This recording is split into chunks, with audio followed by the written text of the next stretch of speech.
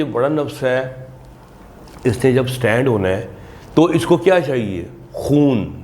ठीक है, जो नफ्स होता है इसके मुंह को खून लगा होता है, इसको खून चाहिए होता है खड़ा होने के लिए। ठीक है, अब जो नफ्स बड़ा है ये ज़्यादा खून मांगता है। इसका मतलब है कि ये जैसे बड़ी गाड़ी है, इसको भगाने के लिए एक बड़ा इंजन चाहिए।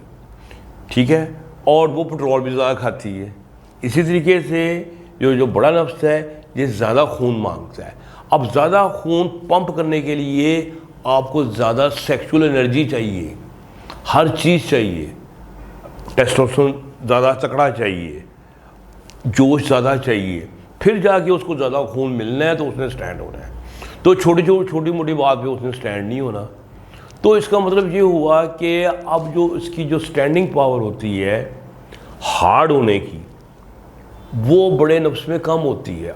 और आपको पता है लड़की को नफ्स के साइज़ के साथ इतना सरोकार नहीं होता जितना सरोकार उसको उसको सख्ती से होता है, हार्डनेस, स्टिफनेस पे।